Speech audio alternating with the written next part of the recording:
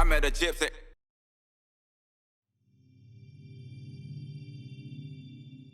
When I left Honda that year to go ride to Suzuki, I I would have ride anything to get off that Honda. Yeah. And it was unfortunate because I have so many good feelings and good memories about Honda. But that was the wrong thing to do to me. Yeah. Like, I'm like, dude, I'm winning every race here. I'm like, why are you fixing the, And you now know, you trying want to me to change ride this? a lamppost. Yeah, exactly. And honestly, when I started riding that bike in the off season, I was like, it was like I forgot how to ride. Scars on my chin. Like, I mean, it jacked me up several times. Oh, dude. What? So that would have been the 97? That was it was late 96 because we started going to some European supercrosses. I raced Bercy on that thing. Got so much arm pump in Bercy. It took, like, I finally won the third night, but it was because my arms were so tired they couldn't pump up anymore. I was going to say all the lactic was gone. Everything was gone. Muscles, everything was gone. I finally won a night of Bercy on that thing. And then we went that year to Tokyo Supercross and some of the Japanese races. Cool. Again, scar on my face, got knocked out. You know, I was just like, what in the world happened? And I'm in the middle of all the contract stuff at that time.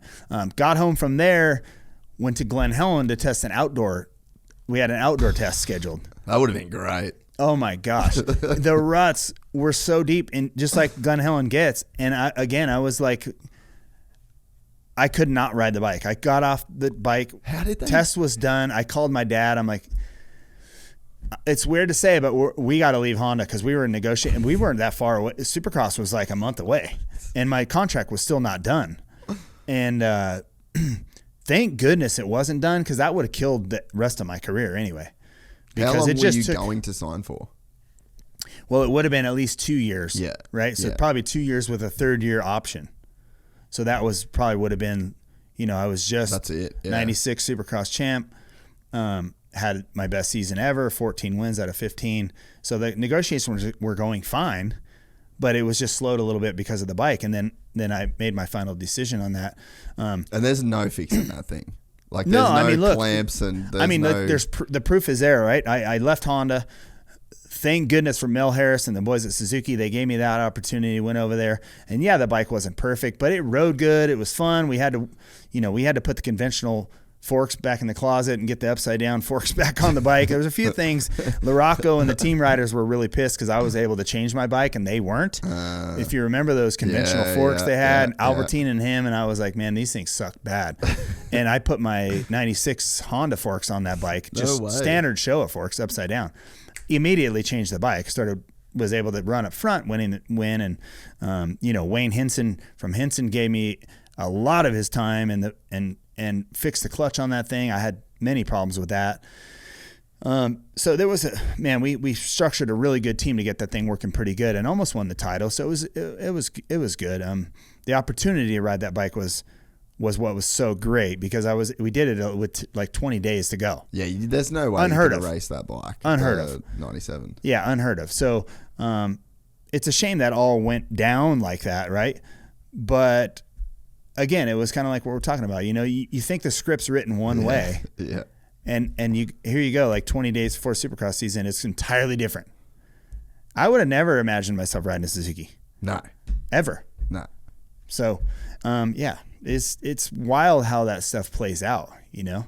And we're seeing that now with Sexton going from Honda Supercross champ going on to KTM's. Yeah. KTM really hasn't been that great the last couple of years. No. Well, I think they're suffering from like the exact opposite of what you're saying. They've gone stiffer.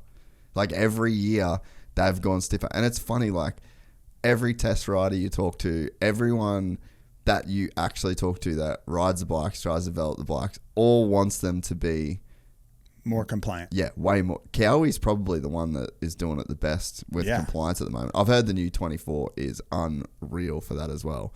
But they've almost gone that direction. Like we went away so far from like that 96, and then you get, because that bike, like, dude, when you kickstart the thing, you can feel it flex underneath you. Like it's crazy how much that bike flexes. But then you go so rider friendly. Oh yeah, it's a wild feeling to go from I don't know that many people would have got a chance to ride that bike. A steel bike to aluminum bike or something? Well, like a 96 to like a modern 450 now. It's such a huge difference. When I left Suzuki after those 7 months and we went and did that Chaparral team with Yamaha. Yeah, another great steel frame. Frame. So that bike was we made that Yamaha a lot like that CR. Yeah. Right? And if you saw what happened in the history of the sport then Honda took Lusk from Yamaha. Yeah. And I went to Yamaha. Yeah, yeah. So we swapped spots and he was made to ride the aluminum bike. He was badass fast. Yeah. Crashed his ass off on that bike and never, he would win races. He'd win a race, maybe win 2 races. And then the next 3 races, he'd crash super hard. Yeah. So there's times that if you were maybe perfect on it, or the track was a bit you more could forgiving. do it. Yeah. But man, to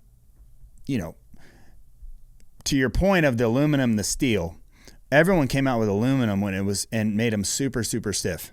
Why? Right? Do you know why they did it? Did they communicate I don't know. what the... No. Because I never really got a reason why they were doing that. You'd have to think it would be easier to manufacture the steel frames. I don't know. Like, there's always some weird reason why people do shit that you might not think, Yeah, yeah. Well, I don't know, but what they did is they spent the next 5-6 years trying to figure out how to soften it up. Yeah, yeah. Right? And then KTM stayed with the steel frame, and they keep going stiffer and stiffer and stiffer and stiffer, and you're going to get to the point where they were with the first aluminum frames, right? Yeah, So it's going to be tough to ride. Yeah. So I don't know. Sometimes, I think with engineering, and you can't just ask the riders. If they would have asked me, I would just say, hey, the bike's good. Just don't change it. Give me this same bike until I'm done racing. Yeah, yeah. Just give me this exact same bike every year. We can win on this. Yeah. But if the engineers always ask the riders, you're going to get 3 different inputs. Then they're going to be like, okay, what do we build? So they kind of have to just go, all right, we're going to go this direction and let's stick with it. And the way the manufacturers work now, and you probably know this, they go in 4-year increments. Yeah. Right? They come out with something good, bad, or indifferent. And they're going to work with that thing for 4 seasons. Yeah. Because you can get a bike good in that time. And then by the, if it's not like the Cowie out, the 450 out now is excellent. The thing is so 23. good. The 23 model is bitching. That's what these guys are all riding. It's such a really rider-friendly bike, so fun.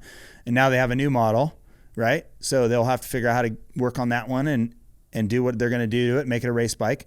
And then they're going to have 4 years to refine that. Yeah. And then teams come out with a new bike by then, And so they sort of have a system. And like I said, good, bad, or indifferent. You can't really ask the riders because each rider has a different input. Yeah. So they got to just go with how the engineering sort of world works. And the riders don't quite understand that, I think. And I just got caught up in the engineering cycle, really. Yeah. No matter what, I was winning. And of course I'm biased. They should have asked me, like, hey, what do you want to do? Yeah. Yeah. Well, I just won all those races. Maybe we should this bike's pretty almost badass. Had a perfect season, so let's try and do that. Yeah, let's build a bike that's completely opposite of the winning bike. So looking back, I wish like, oh, hey, someone would have come talk to me about that. But it's not how it works. It's just not how it works. So, we wouldn't have the story of how it all happened if that's what happened. So that's so true. Yeah, it's crazy. Dude, my first ever bike that I bought. So we had like mini bikes when I was a kid. I had some bad crashes, and then we'd never fixed the bike that I had, whatever. So then I was just obsessed with getting a bike. Dad basically said, you got to save up, get your own one. So anyway, the bike, when I had enough money to buy a bike, guess what the first fucking bike I bought was? It was a 1997 CR125. Oh, one of the worst bikes ever. And I got on this thing. Yeah. And we didn't even go to like a motocross track. We went up like we were up in like the bush kind of thing. Yeah. So we went up, and there was this airstrip, like dirt airstrip, and my brother, who was like 13, jumps on this thing. He's like, I want to have a ride of it. He had a TTR 125. Oh, so that was the bike. Yeah, really slow bike going on to that. And then so anyway, he gets on my bike and just fucking gets it into 6th gear, and this thing just goes and then dude does yard sale my brand new bike. No way. Broke his wrist, smashed the bike to a million pieces. And I was like, fucking kind of scared of that thing after that. Yeah. And then, dude, every single time I rode that bike. You crashed it? Probably crashed, but just head shake. Yeah. Like, just every time I went down a straight, I remember like... Well, you were little at the time, too. Yeah, and I'd be like remember how wide the bars used to feel when you were little? Like, it felt like such a giant bike. Oh, and every time I went to dare to tear off, it was like life or death, eh? Like, you just hold your breath, but... Yeah. That's so funny. Because I always say now, I mean, I didn't ride 125s at that time, right? Because that was right when I switched up. I was riding 250s at the time. That bike, when they came out with a 97 CR250, I'm always like, that has to be the worst bike ever made. Because imagine your 125 with twice the power and that same frame. I mean, you were just, it was a death machine. When you hit the throttle, and then, funny enough, so I bought a 98 CR250, but for the motor, because they actually have a badass motor. Yeah. And because I wanted a spare for the 96, and then we did a bike. Me and my dad built a 2012 CRF 450 chassis with that 98. So we were like, let's get one of these basically for the engine. Did a conversion, yeah.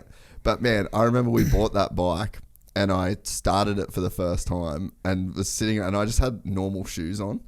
And just like crack the throttle and the vibration that you would feel in your shit. I was like, this is got to be the worst motor. Old 490 style, air-cooled Yamaha style vibrations. And Dad's like, do you want to take this thing for a ride on the track before we rip it apart? And I was like, fuck no. Yeah, I was like, burn this chassis, melt it down, turn it into a fucking tire iron. Like, that's the only thing. Exactly.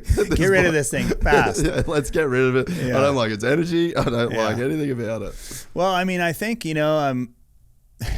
you probably asked any of those engineers at Honda, they were first to jump on that aluminum thing, right? They didn't win from me until Carmichael. Right, so Carmichael in 2002 finally. Yeah. Right, and then he gets a perfect season on the thing. Right. Well, I mean, you remember the setup on that bike that he had? It was funky as all could be. Bars all the way down, probably 120 millisag. And the bars back from the center, from the stem, like it was a wild setup. I think they were cutting the subframe down like 15 mils. Oh as yeah, well. Seat was nothing. Like it was a wild setup. It worked for him. It's fine, but I mean those times were lean. So that if you ask them now, you're like, maybe we shouldn't have probably done that. You know what I mean? We're excited to announce the launch of our new membership site, gypsytales.com, packed with exclusive content and perks that you won't find anywhere else. This is your chance to become a part of the Gypsy Gang. And as a special bonus, if you sign up to an annual membership, you'll be entered into the draw to win our custom-built TC125. Gypsy Gang.